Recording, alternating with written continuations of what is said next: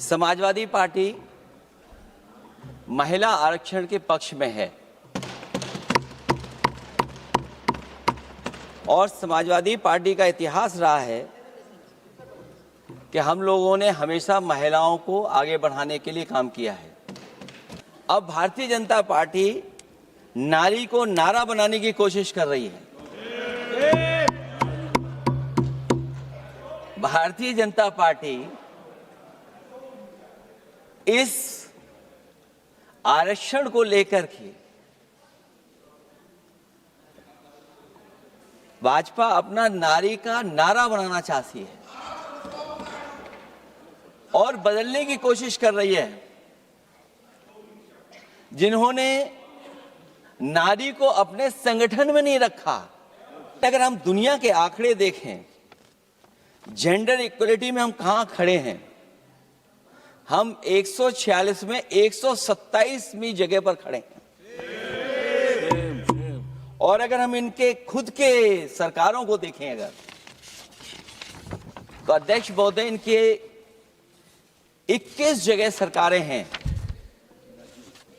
21 जगह union territory और state मिलाकर के और सहयोगी दलों के साथ मिलकर के 21 सरकारें इनकी हैं।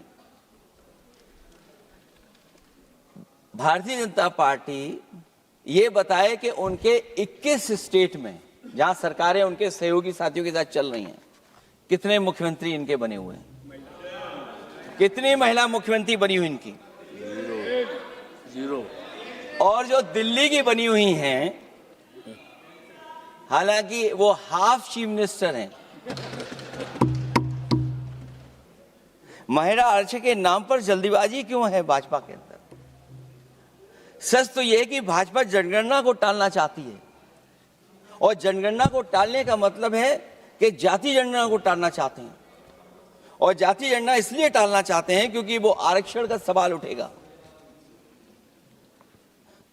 जो भाजपा उनके संगी साथी कभी भी देना नहीं चाहते हैं आरक्षण। भाजपा को यह भी अच्छी तरह याद है कि पीडीए में ए का मतलब आधी आबादी है, मतलब महिलाएं भी पूरी की पूरी उसमें गिनती में आती। एक बड़ा चुनावी सच ये भी है कि भाजपा की चुनावी घपलेबाजी अब पूरी तरह से भंडाफोड़ हो गई है। जो एसआईआर आप लेकर के आए थे अध्यक्ष महोदय, उत्तर प्रदेश में हम लोगों ने बड़े करीब से देखा एसआईआर। वो कहने को तो एसआईआर था, लेकिन सच्चाई में वो एनआरसी का रूप था।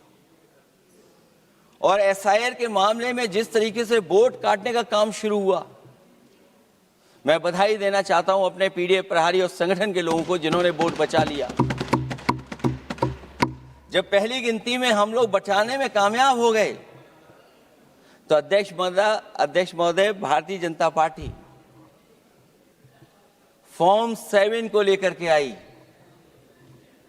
और फॉर्म 7 उन्होंने ऐसे बांटना शुरू किया, उस घपले को भी हम लोगों ने पकड़ लिया। और जब उस घपले को पकड़ा तो पता लगा फॉर्म 7 बंद हो गया उत्तर प्रदेश में। फॉर्म 7 से कोई वोट काटा नहीं गया। अध्यक्ष महोदय, जो फॉर्म 7 काटने के लिए जिससे दस्तखत कराए थे भारतीय जनता पार्टी ने, उस व्यक्ति को दस्तखत करना भी नहीं आता है। और धीरे धीरे जो भारतीय जनता पार्टी की सरकार चली है, हेरा फेरी हम लोग पकड़ लिए, भाजपा की कलई खुल गई और उसके समर्थक और वोटरों का अकाल पड़ने लगा। तब भाजपा निराशा के इस दौर में उभरने के लिए बिल लेकर के आ रही है। ये भारतीय जनता पार्टी का जो वोट कम हो रहा है, असली लक्ष्य अध्यक्ष महोदय वोट है, सत्ता में रहना है। इसलिए आरक्षण को लेकर के आए हैं। भाजपा की यही राजनीतिक चाल रहती है। जब पुराने लोग ये समझ जाते हैं कि भाजपा किसी की सगी नहीं है, तो हर बार भाजपा कुछ नए लोगों को अपने लुभाने जुमलों में फंसाती है। इस बार भाजपा महिलाओं को लेकर ये पुरानी चाल चल रही है, लेकिन सफल नहीं होगी, क्योंकि सबसे ज्यादा दुखी तो महिलाएं ही हैं। अगर पिछड़ों की आबादी कम से कम अगर हम गिन लें कि 70%, 80% से ज्यादा है, अध्यक्ष महोदय, अगर हम उनको 66% मान लें तो इनकी आबादी कम से कम पिछड़ों की 33% होगी, आधी आबादी की जनसंख्या, जिनके हक की बात तो है ही नहीं इसके अंदर। इसका मतलब यह हुआ कि पिछड़े वर्ग की 33% महिलाएं, उनको हक देना नहीं चाहते ये लोग, हक उनका छीनना चाहते हैं। और फिर जो डिलिमिटेशन का साथ साथ लेकर के आए हैं, ये डिलिमिटेशन क्या है अध्यक्ष महोदय? ये डिलिमिटेशन है कि इलेक्टोरल मैप को बदलते हैं।